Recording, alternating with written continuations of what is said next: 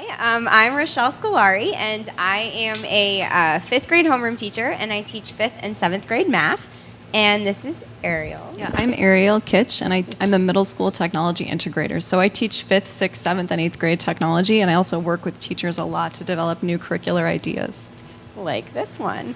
So anyway, I just wanted to say quickly before we start that we are very grateful for all of the support we've gotten with this project. I think one thing we talk about a lot to parents is how we give kids the opportunity to explore their ideas and kind of to grow and to make mistakes and go through things. But one of the lovely things about Friends is that they also give teachers these opportunities. So I think this started out as a small idea that we were just chatting about. And then we kind of, went to administration and they were like, why not? You should try it. And we did. So I think just part of this is just the whole atmosphere at Friends of being able to experiment with new things. And it has turned out to be a project that I think I could say the seventh graders really enjoy. And it's just an excellent, all-around excellent show of what we do in seventh grade and what we do at the school.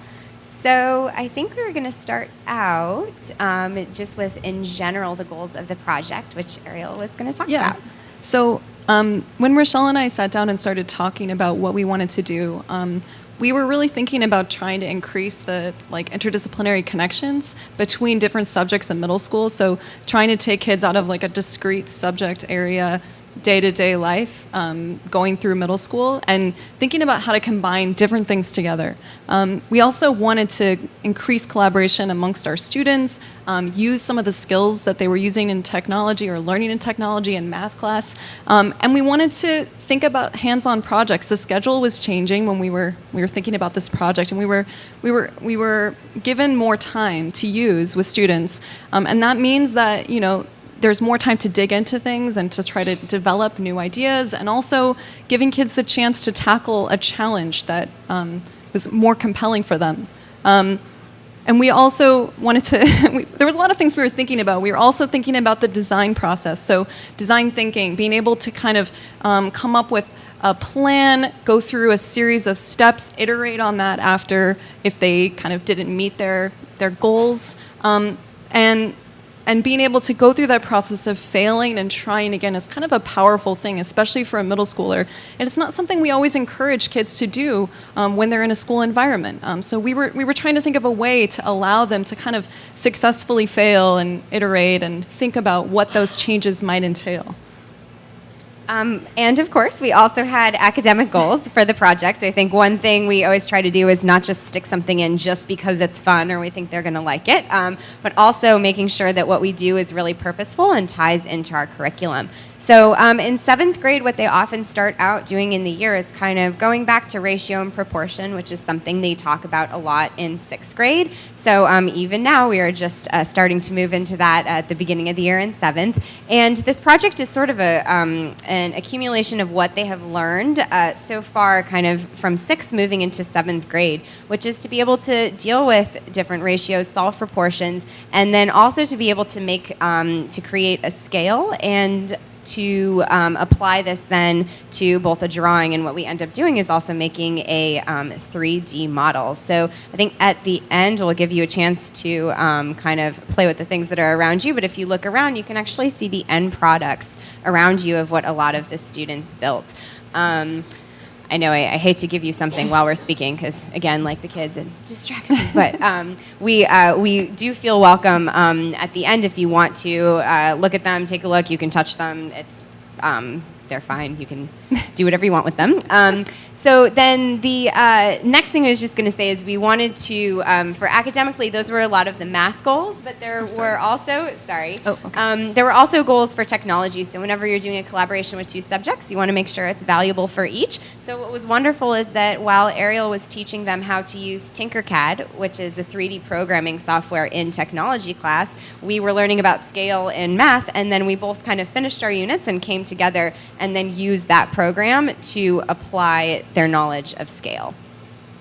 So the project, we're teachers, so we approach things through kind of a backwards design. So when we talk about our objectives and our ideas before we get to the actual project. I know that might seem kind of different, but that's sort of how we approach this, is like thinking about a lot of things we wanted them to experience or skills we wanted them to practice, and then bringing them into an actual application. So we figured out that because we wanted to use these different skills and make sure that they understood how to apply some of their mathematical thinking and skills, that a good project would be choosing a skyscraper that they would be recreating. So buildings of all sizes, but mostly larger buildings, so skyscrapers. Then they would be going through a process of determining the height. So there's a lot of different points on a building. Being able to figure out which points were important key points, and then using proportions, using scale that they learned about to actually create and calculate the size of a model. Then translating that into 3D modeling software. So it was a pretty multi-step process, and we're going to go through kind of a few of the different steps for you so you get a sense of what they were going through as they did this project.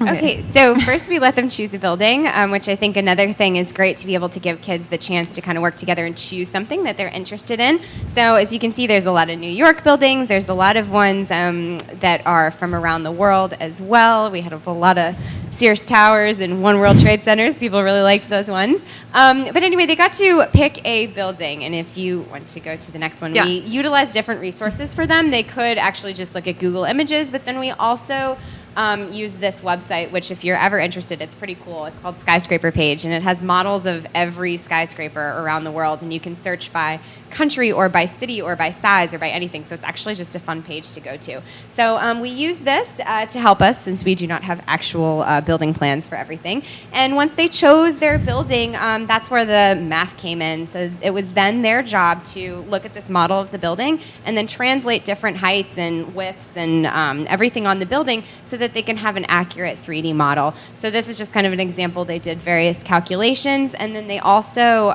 this is where kind of the art component came in as well, they also had to draw a model on graph paper. So again, just another version of a scale model, scaling something from one image either online or in a picture to your own picture. Finally, they had the last step of the scaling, which was to actually turn it into 3D. And I think this is something I know Ariel is going to talk a little bit about, but just the spatial awareness and reasoning that comes in when you have to turn something from 2D into 3D is just really interesting. And giving them the opportunity to explore with this was wonderful. And I think we told them too, it's probably not going to be exact. Like, we do not know exactly how wide these different buildings are, but it was just excellent for them to be able to explore. So Ariel's going to talk a little bit about Tinkercad. So Tinkercad is the software that we use to actually do the 3D design and modeling, and a lot of the softwares work in different ways, but Tinkercad in particular works with having like discrete blocks essentially. So you can see these are some of the blocks that come with the program. You can customize or create your own shapes or blocks, but these are a lot of the students kind of had to approach their building in this sort of orientation of having different kind of shapes and blocks that get put together into a whole. So that was something we encouraged them to do from the beginning, is to kind of try to like cut things into discrete shapes and blocks. And if you look around, like these are all student products. So this, like some students chose similar buildings, some students chose the same building in different teams, and they actually ended up approaching them differently because there was a lot of room for interpretation. I mean, when you go from a 2D scale model to a 3D model, and you don't really know the widths because, for good reasons, there aren't like published plans on the internet that you can find of every dimension of the building, then you get a lot of interpretation and creativity through what they were doing. So when we challenged them to go from the 2D to Tinkercad, we weren't really sure what kind of product they would present to us.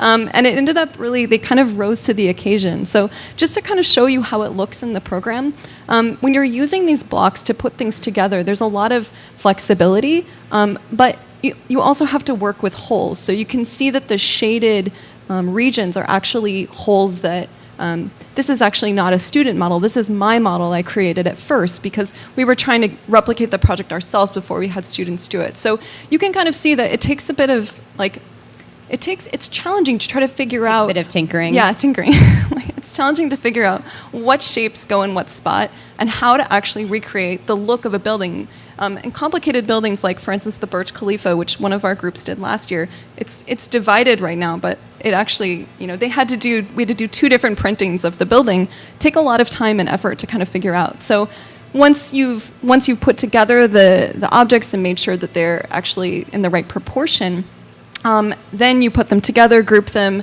and then we print them. So just to kind of show you an example, this is actually a student example.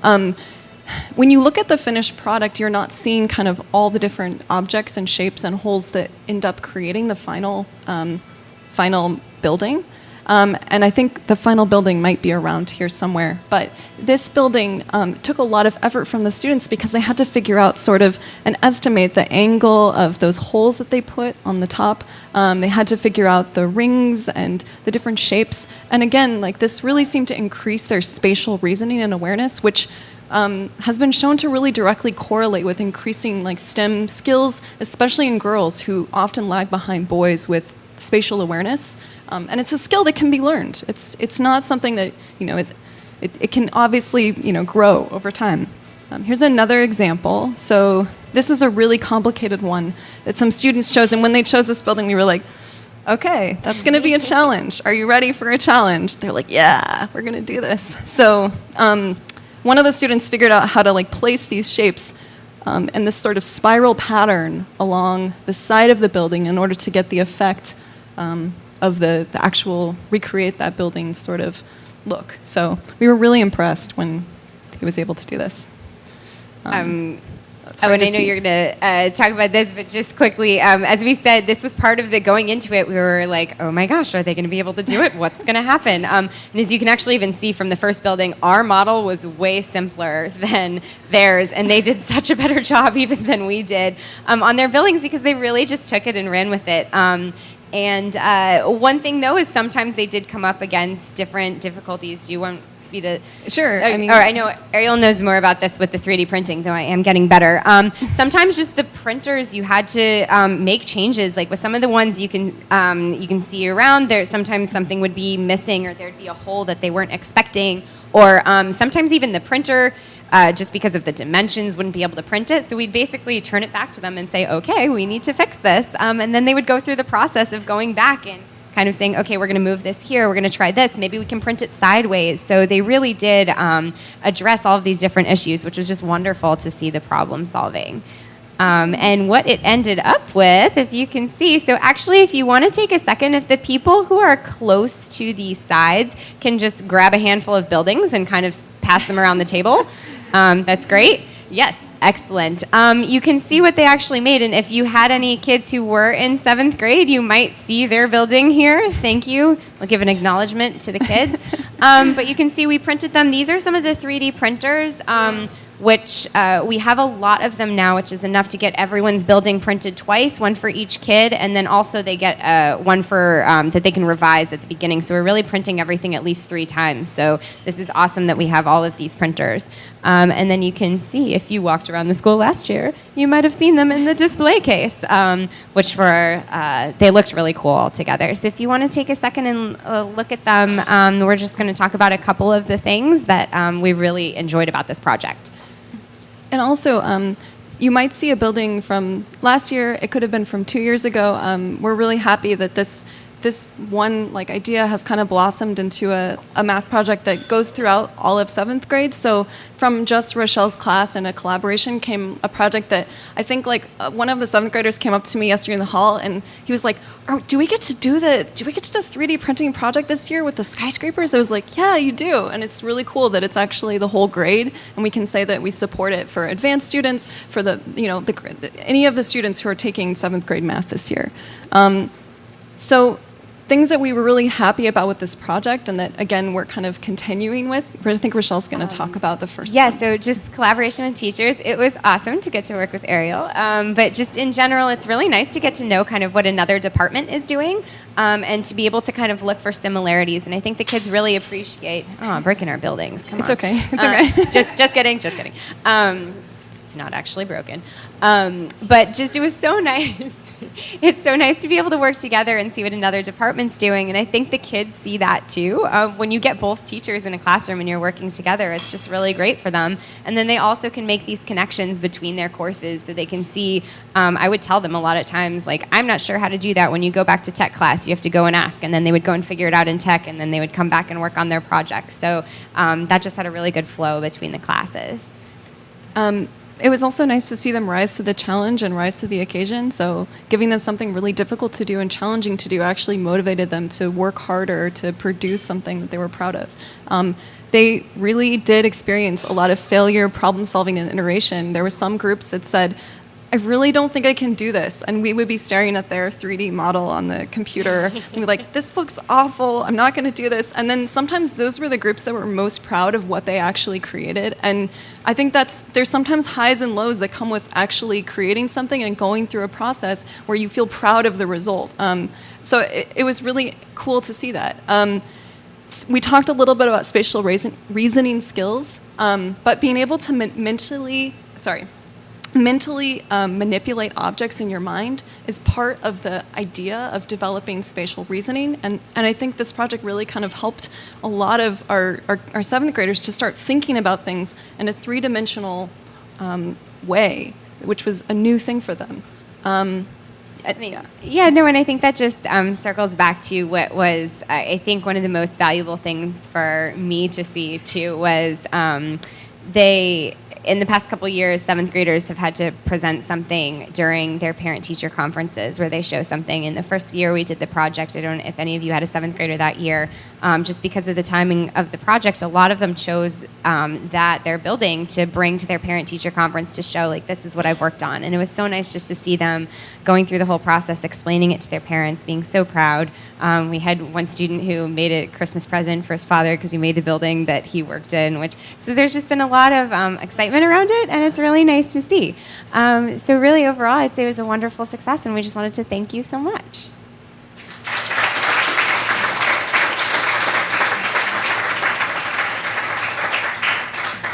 Do you guys have any quick questions? How many were in a group? We paired them. Once in a while, there was a group of 3, normally 2, because one of the downsides of Tinkercad, which we're working on other things we can do too, is you can really only be working on one model at a time. So a lot of times someone would be taking measurements while the other person was moving things around. So it was mostly 2. Thank you. Thank you so much.